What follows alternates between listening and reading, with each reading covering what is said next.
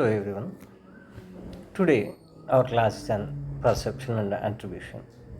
First we will see what is perception and attribution. The concept of perception is very closely related to the personality of a person. We know that people working in an organization differ in terms of physical characteristics, background. Background means such as training and education and personality traits. Right. One of the consequences of such differences is that people do not view the things in the same way. They view the things in a different way. Right. Perception is described as person's view of a reality.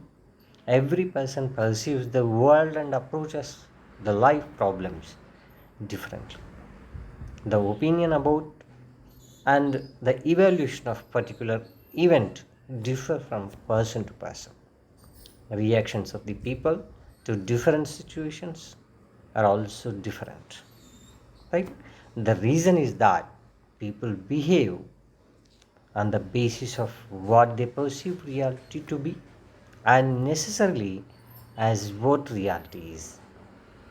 Perception is one of the most important psychological factors affecting the human behavior because perception is the way an individual experiences the situation. Right? Now we'll see the meaning of perception. Perception is the process through which the information from outside environment is selected, received, organized, and interpreted to make it meaningful to you. This input of meaningful information results in decision and actions.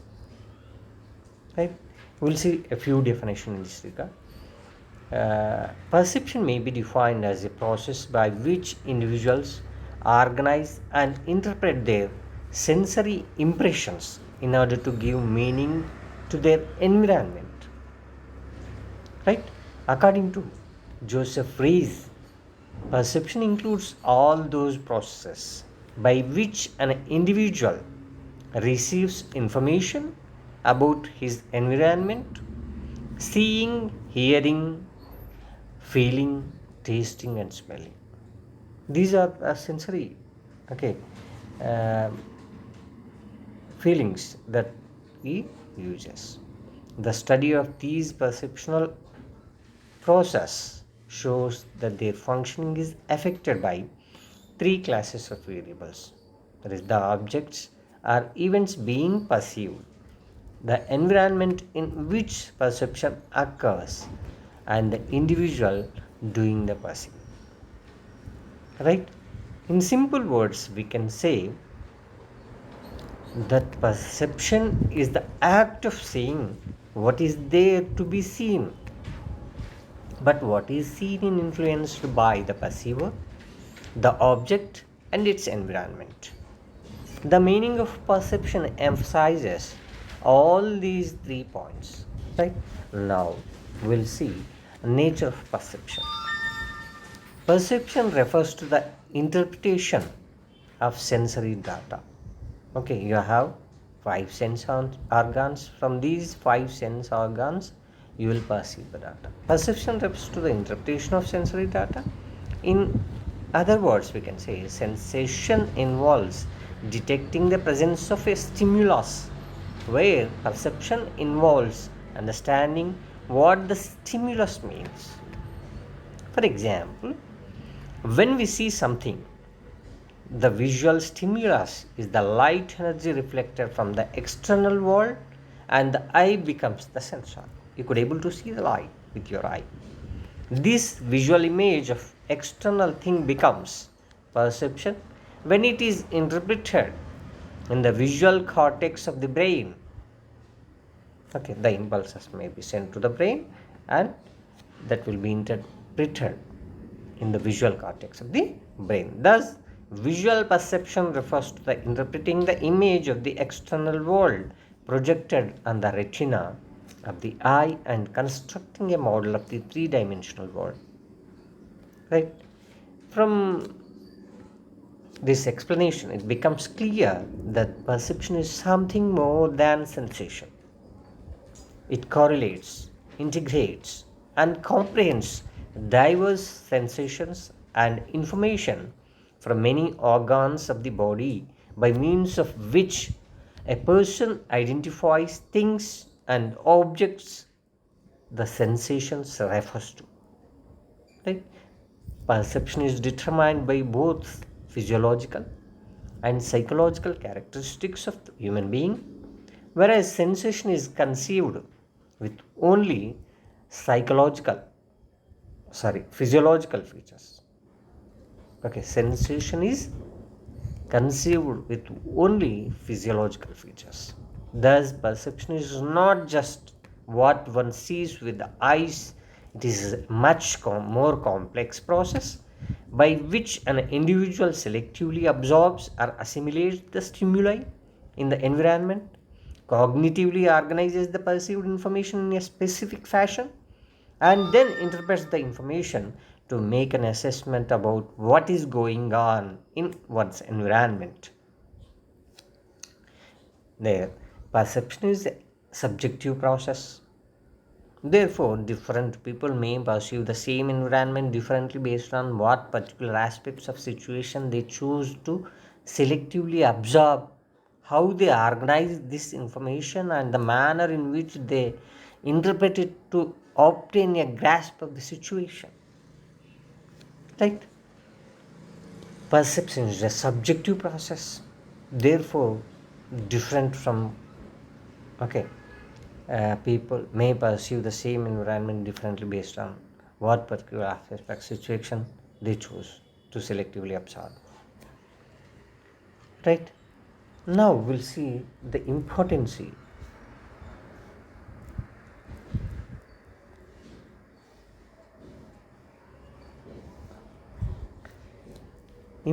of perception. Perception is very important in understanding the human behavior, because every person perceives the world and approaches the life problems differently. Whatever we see or feel is not necessarily the same as it reality is. We know that. It is because what we hear is not what is really said, but what we perceive as being said. When we buy something, it is not because it is the best, but because we take it to be the best. See the difference. Okay, why we are buying something? It is not because it is the best, but because we take it to be the best. Thus, it is because of perception we can find out why one individual finds a job satisfying while another one may not be satisfied with it. See, sometimes we may get satisfied with some object, but it may not be so in all the cases by all the people. If people behave on the basis of their perception, we can predict their behavior in the changed circumstances by understanding their present perception of the environment. One person may be viewing the fact in one way, which may be different from the facts as seen by another viewer. Right? And another important thing is that with the help of perception, the needs of various people can be determined, because people's perception is influenced by their needs. Like the mirrors at an amusement park, they distort the world in relation to their tensions. Following? It's a good example. Perception is very important for the manager who wants to avoid making errors when dealing with people and events in the work setting. Right? This problem is made more complicated by the fact that different people perceive the same situation differently. In order to deal with the subordinates effectively, the managers must understand their perceptions properly. Thus, understanding the human behavior, it is very important to understand their perception. That is, how they perceive the different situations. People's behavior is based on their perceptions of what reality is, not on itself. The world as it is perceived is the world that is important for understanding the human behavior. Right? Now we'll see the perceptual process.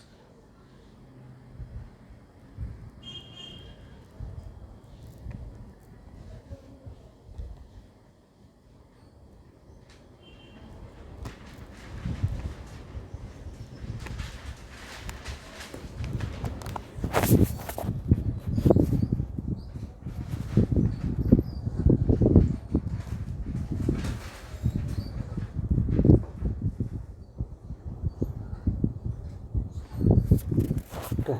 Perception process. From the definition of perception and nature of perception, it's clear that perception is composed of various sub-processes, namely receiving, selecting, organizing, and interpreting, checking, and reacting to stimuli.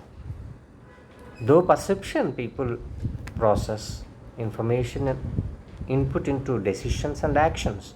In other words, it is screen or filter through which information passes before having any effect on people. The figure given, okay, to a person will perceived by him is different from the persons given to others. Right? Perceptual inputs. We'll discuss under the process in perceptual inputs. A number of stimuli are constantly confronting people in the form of information. Right? Objects. We are confronting number of stimuli in the form of information, objects, event, people, etc. in our environment. These serve as the inputs of the perceptual process. We call them as inputs of the perceptual process. A few of the stimuli affecting the senses are the noise of the air coolers, the sound of other people talking and moving outside, noises from the vehicles, traffic, or a street repair shop, or a loudspeaker playing somewhere, plus the impact of the total environmental situation. Some stimuli do not affect the senses of the person consciously, a process called subliminal perception. Right? Stimuli do not affect the senses of a person consciously. What we call it as a process, that is subliminal perception. And the second second component of perception process is perceptual mechanism. When a person receives information, he tries to process the received information through sub-process of selection, organization, and interpretation. Okay, selection. First we will see perceptual selectivity. What is perceptual selectivity? Okay, many things are taking place in the environment simultaneously. Okay. However, one cannot pay equal attention to all these things. Thus, the need of perceptual selectivity comes into figure, comes into our notion. Right? Perceptual selectivity refers to the tendency to select certain objects from the environment for attention. All may not perceive all things that are happening simultaneously in the environment. Okay, perceptual selectivity, that's why only perceptual selectivity is needed. Perceptual selectivity refers to the tendency to select certain objects from the environment for attention. The objects which are selected are those which are relevant and appropriate for an individual, are those which are consistent with our existing beliefs, values, and needs. For this, we need to screen or filter at most of them so that we may deal with the important or relevant ones. Okay, all are not relevant to everyone. Okay, hence all are not in a position to pay attention to the things that are happening simultaneously, right? We'll see two types of factors that are responsible for the selectivity: external factors and internal factors. First, we will discuss external factors, okay, that affect the selection process, okay, perceptual selectivity. One is size. The bigger is the size of stimulus, the higher is the probability that is perceived. Size always attracts the attention, okay, because it establishes dominancy. The size may be the height or weight of an individual, signboard of a shop, or the space devoted to an advertisement in the newspaper. A very tall person will always stand out in the crowd. On the other hand, a very short person will also attract attention. A full page advertisement will always catch attention as compared to a few lines in the classified selection. That's why only the e-commerce, okay, business entities are adopting this advertisement process during their mailers, right? And the second factor that affects the perceptual situation, perceptual selectivity, is intensity. Okay, intensity.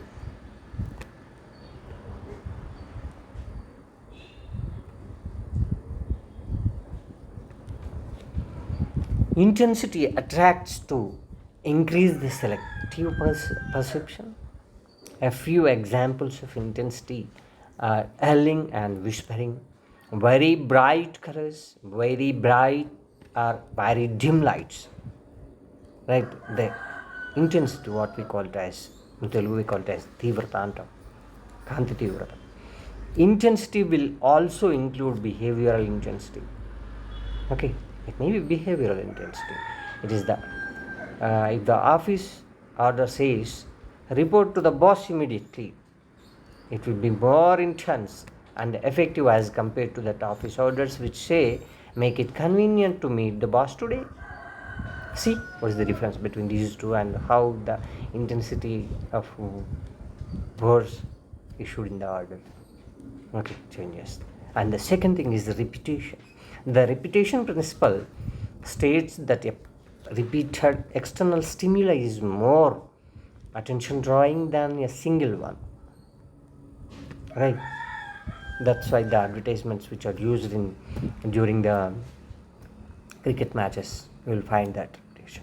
Okay, the repetition principle states that the repeated external stimuli is more attention drawing than a single one. Because of this principle, supervisors make it a point to give the necessary directions again and again to the workers. That's why only we adopt this principle. Similarly, the same advertisement or different advertisements, but for the same product shown again and again, and the TV will have more attention as compared to an advertisement which is shown once a day, right? And the fourth one is status.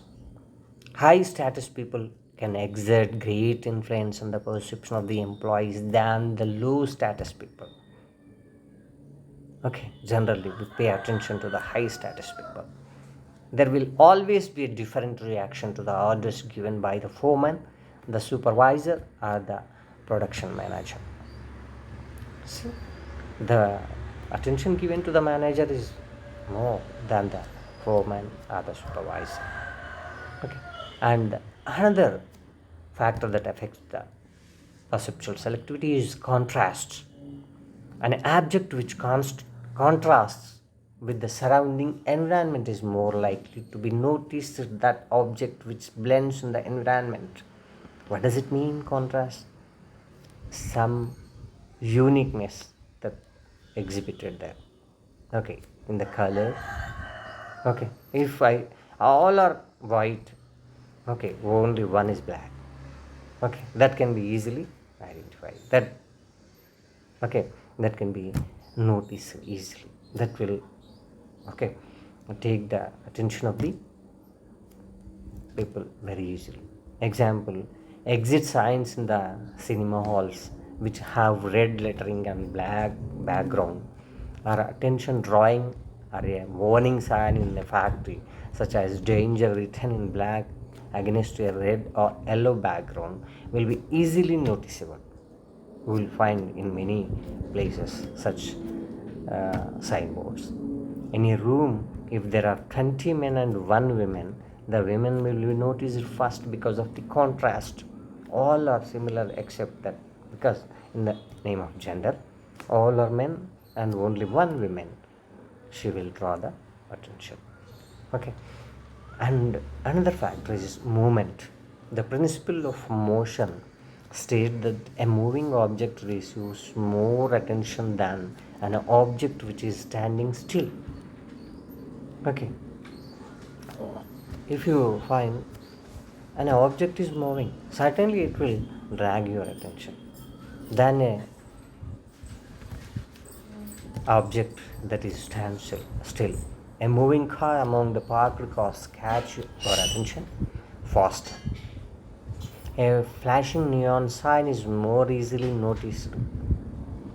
Okay, if all the lights are glowing continuously, right? And another factor, that novelty and familiarity. This principle states that either a novel or a familiar external situation can serve as an attention getter.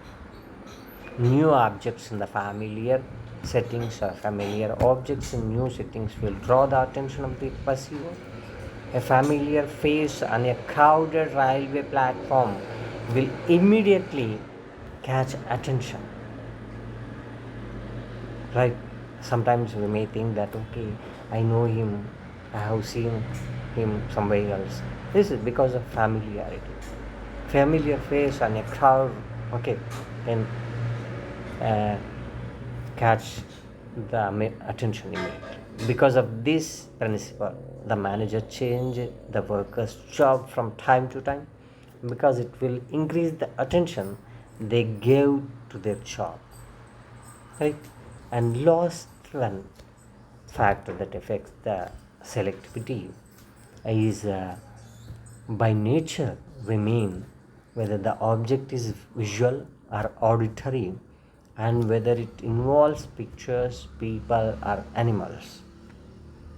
It is well known that pictures attract more attention than words. Right?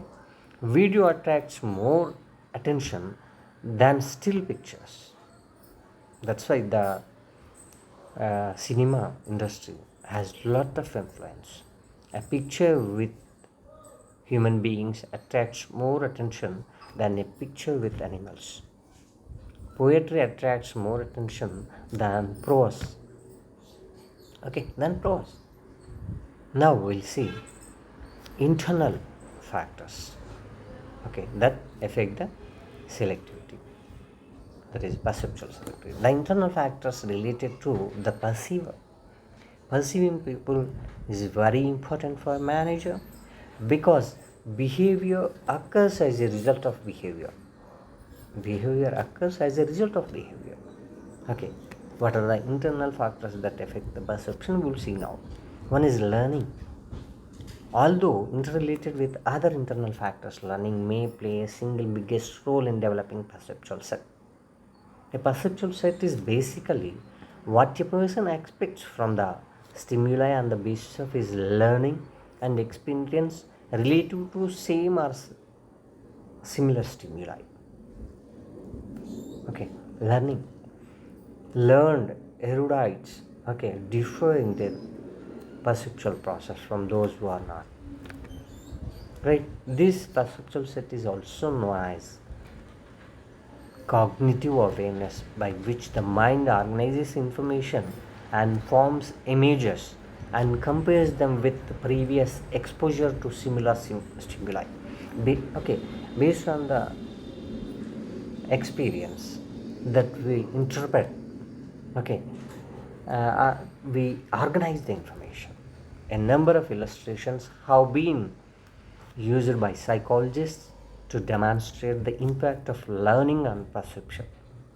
Okay, we will see in the next class. Some of the effects of learning we will see here. Learning creates an expectancy in an individual, and expectancy makes him see what he wants to see.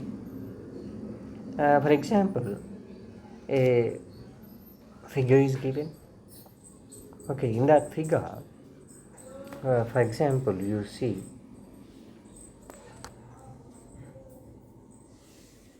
you can see, can you find the mistake? Can you find the mistake?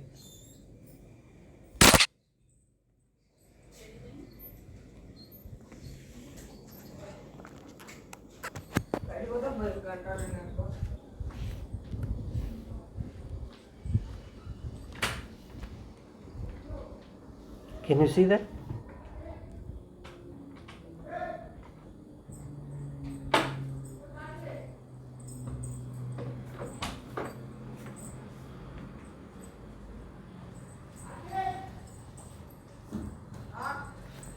In that figure, can you find the mistake? Okay, what is the mistake? Are you in a position to point out that mistake?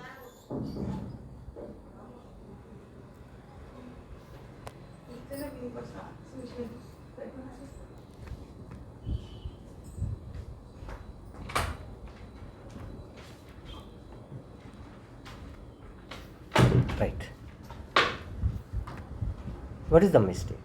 It takes a reader some time to realize that there is no mistake in the numbers, but there is an extra D is there. In the first line you see, can you find the mistake? Okay. The comes 2 times. Okay, extra the is there. One tends to read the sentence because of prior learning as can you find the mistake? Right? In this figure, the individual is caught in verbal response. He is likely to read, for example, McDowell is given, McDonald, Macbeth, machinery. Okay, differently spelled. Okay, in such cases, okay, because of prior experience that we have, learning because of learning will we can't recognize the mistakes that were made in the given situation because of past prior experience, right? Another illustration cognitive awareness is young and old women picture. I will show you.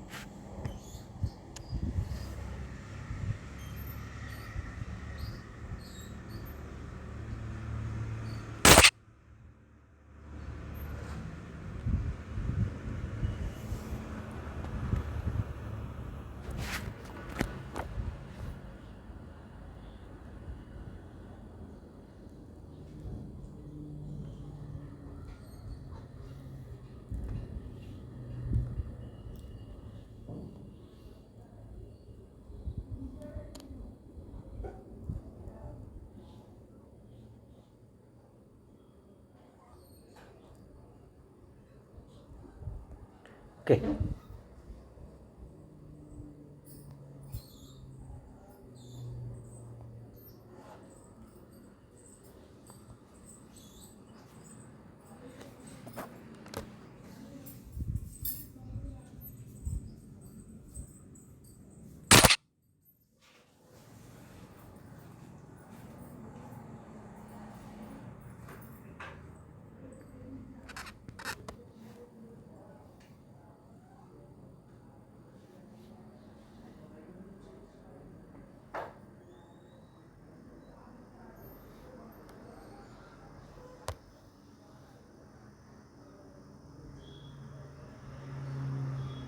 Okay.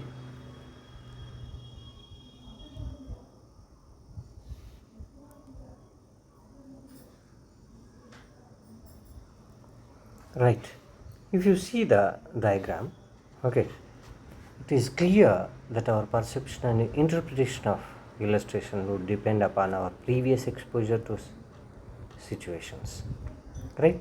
That is, according to the experiment, if a person the first shown a clear and ambiguous picture of angry woman, okay, you will see that in the first figure, and then he is shown an ambiguous picture of, okay, second, the person will perceive the second picture as that of angry woman.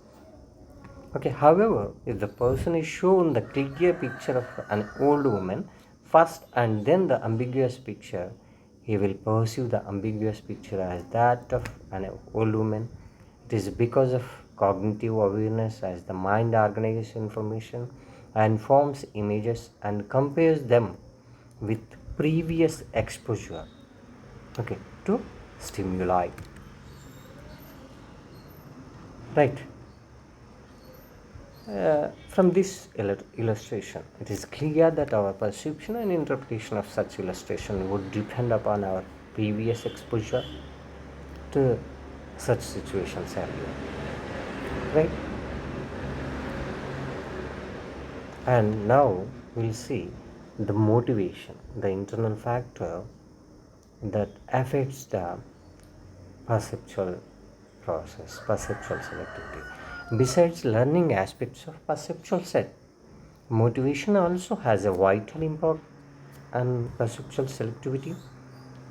Example, a person who has a relatively high need for power, affiliation, or achievement will be more attentive to the relative relevant situation variables. For example, politicians can do that. Okay, when such a person walks into the lunchroom, he may go to the table where several of his co-workers are sitting rather than a table which is empty or on watch just one person is sitting. Right? Another example is that a hungry person will be more sensitive to the smell or sight of food than a non-hungry person. Right? In one experiment, people who were kept hungry for some time were shown some picture and were asked to describe what they saw in them. Most of the reported, okay, more food items in such perception. Right? And the internal stimuli is that personality closely related to learning and motivation is the personality of perceiving person. For example, the older senior executives often complained about the inability of the new younger manager to take tough decisions concerning terminating or reassigning people and paying attention to details and paperwork. The young manager in turn complained about the old guards resisting change and using paper and rules as ends in themselves. Different perceptions in young and old are due to their age differences. Further, the generation gap witnessed in recent years definitely contribute to different perceptions. Right? And now we'll see perceptual organization. Okay, after having selectively absorbed data from the range of stimuli we are exposed to, okay, at any given time, we then try to organize the perceptual inputs in such a manner that would facilitate us to exact meaning out of what we perceive. Or in other words, person's perceptual process organizes the incoming information into a meaningful whole. While selection is a subjective process, organizing is a cognitive process. How we organize the stimuli is primarily based on a few principles. One is figure and ground.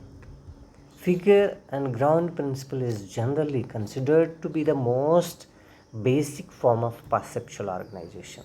The principle simply implies that the perceived object, a person, or event stands out distinct from its background, okay, and occupies the cognitive space in individual.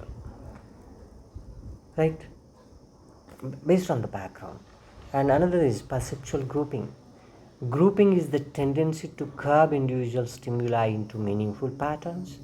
For example, if we perceive objects or people with similar characteristics, we tend to group them together, and this organizing mechanism helps us to deal with information in an efficient way rather than getting bogged down and confused with so many details. This tendency of grouping is very basic in nature and largely seems to be inborn some of the factors underlying this grouping. Right? Next, similarity. Okay, the principle of similarity states that the greater the similarity of stimuli, the greater the tendency to perceive them as a common group. Right? Generally, if similar can be grouped. The principle of similarity is exemplified when objects of similar shape, size, or color tend to be grouped together.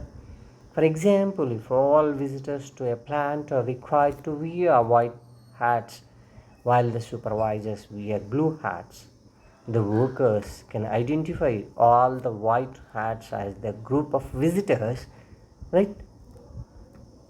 Next, proximity.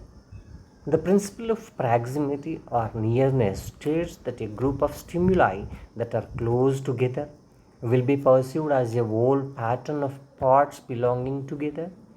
For example, several people working on a mission will be considered as a single group, so that if the productivity on that particular mission is low, see, they are considered as single group, so that if the productivity on that particular mission is low, then the entire group will be considered responsible, even though only some people in the group may be inefficient, right? And another is closure. The principle of closure relates to the tendencies of the people to perceive objects as a whole, even when some parts of the objects are missing. The person's perceptual process will close the gap that are unfilled from sensory input. For example, we'll see different types of pictures, different forms. Some are circles, some are triangles, some are in square, and they are not continuously lined. If not continuously lined, like speaking from the point of view of an organization, if a manager perceives a worker on the whole a hard worker, sincere, honest, then even if he behaves in a contradictory way, sometimes, which is a kind of gap, the manager will tend to ignore it because it does not fit in with the overall impression that he has about the worker. Right? And another is continuity. Continuity is closely related to closure. Okay, but there is a difference. Closure supplies missing stimuli, whereas the continuity principle says that the person will tend to perceive continuous lines of pattern. The continuity may be led to inflexible or non-creative thinking on the part of the organizational participants. Only the obvious patterns or relationships will be pursued. Because of this type of perception, the inflexible managers may require that employers follow a set and step-by-step routine, leaving no ground for implementation of out-of-line innovative ideas. Right? We have different what we call it as charts in psychology to interpret this. In traditional class, we'll see all the aiding diagrams, right? Perceptual consistency is another. Perceptual consistency. Consistency is one of the most sophisticated forms of perceptual organization. This concept gives a person a sense of stability in his changing world. This principle permits the individual to have some constancy or stability in tremendously variable and high complex world. If constancy were not at work, the world would be very chaotic and disorganized for the individual. Right? There are several aspects of consistency we will consider here. One is shape consistency. Whenever an object appears to maintain its shape despite marked changes in the retinal images, example, the top of glass bottle is seen as circular whether we view it from the side of or from the top of it. And size consistency. The size consistency refers to the fact that as an object is more further away from us, we tend to see it is as more or less invariant in size. For example, the players in cricket field on the opposite side of the field do not look smaller than those closer to you, even though their images on the retina of the eye are much smaller. Right? You will find this in everywhere. Color consistency. Constancy, we call it as constancy. Okay. What is color constancy? Color constancy implies that familiar objects are perceived to be of the same color in varied conditions. The owner of a red car sees it as a red in the bright without perceptual constancy. The size, shape, color of objects would change as the worker moved about, and it would make the job almost impossible. Right? Next, perceptual context. The highest and most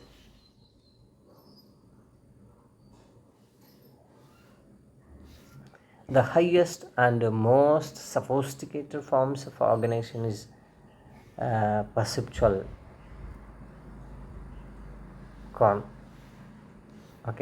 perceptual context. It gives meaning and value to simple stimuli, objects, events, situations, and other persons in the environment. The organizational structure and culture provides the primary context in which workers and managers do their receiving, do their perceiving, right?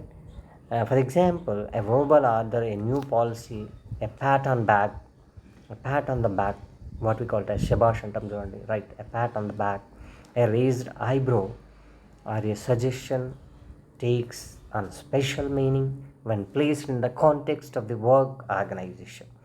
And perceptual defense, closely related to the perceptual context, is the perceptual defense. A person may build a defense against stimuli, situational events in a particular context that are personally or culturally unacceptable or threatening. Accordingly, perceptual defense may play a very important role in understanding union management and supervisor-subordinate relationship. Most studies verify the existence of perceptual defense mechanism, right? And perceptual interpretation. Perceptual interpretation is an integral part of the perception process. Without interpretation, selection and organization of information do not make any sense. After the information has been received and organized, the perceiver interprets or assigns meaning to the information. In fact, perception is said to have take place only after the data have been interpreted. Several factors contribute towards the interpretation of data. More important among them are perceptual set attribution, stereotyping, halo effect, perceptual context, perceptual defense, implicit personality theory, and projection. It may also be noted that in the process of interpretation, people tend to become judgmental. They may tend to discard what they see and even ignore things that they feel are unpleasant. Right? Checking. After data have been received and interpreted, the perceiver tends to check whether his interpretations are right or wrong. One way of checking is for the person himself to indulge in introspection.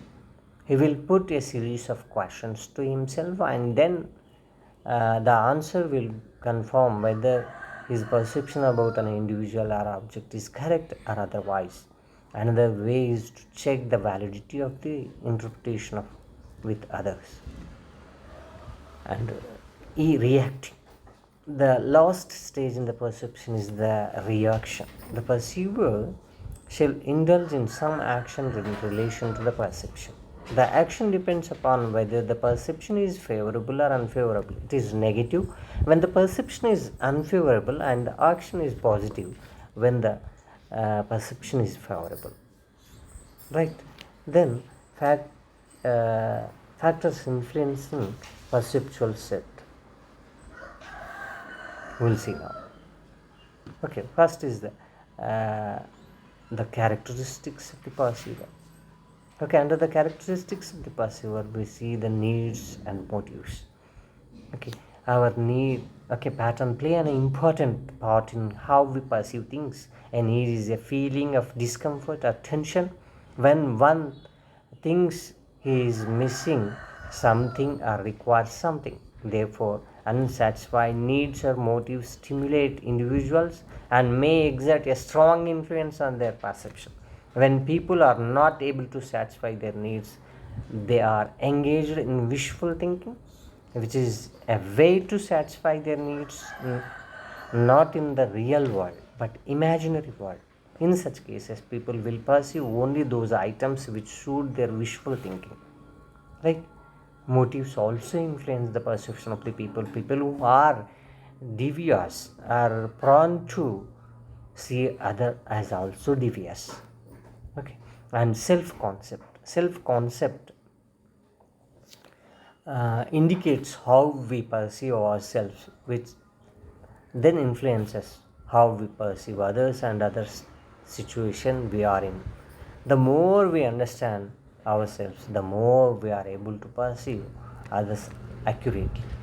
For example, secure people tend to see others as warm and friendly. Less secure people often find fault with others.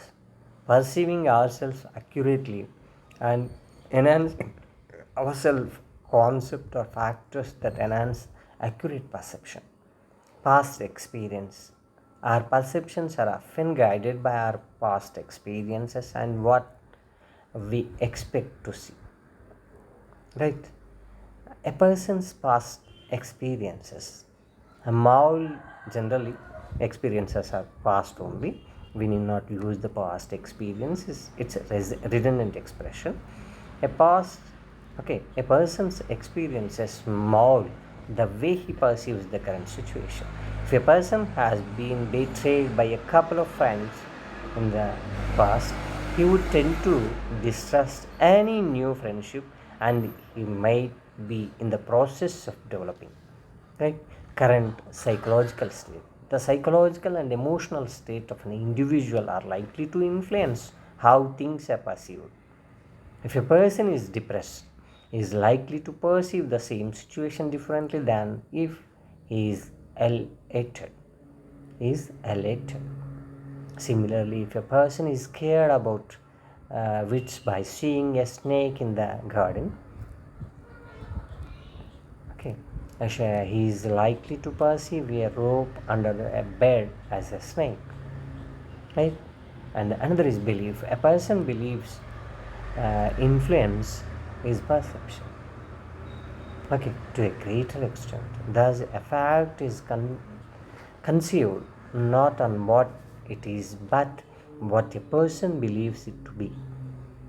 The individual normal sensors, stimulus, inputs to avoid disturbance of his existing beliefs. Right?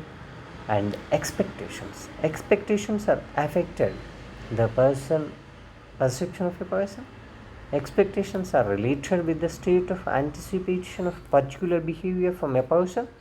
Example, a technical manager will expect the non-technical people will be ignorant about the technical features of the product. Right? That's why only BBA students of fourth sem are introduced with management science, okay, where technical terminology you need to face in that subject. And situation, elements in the environment surrounding an individual like time, location, light, heat, etc. influence his perception. The context in which a person sees the object or events is very important. And another is cultural upgrading. A person's ethics, values, and his cultural upgrading also play an important role in his perception about others.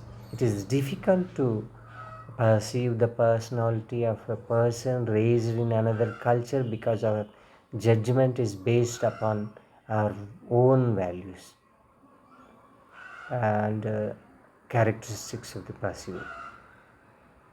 Okay, what are the characteristics of the perceiver? We will see.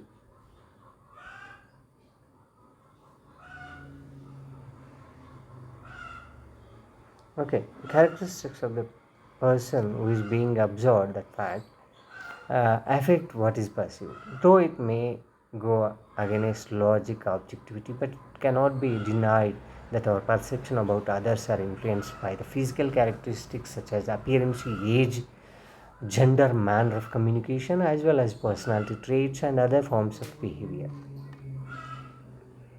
Right, and characteristics of the, we'll say, situation.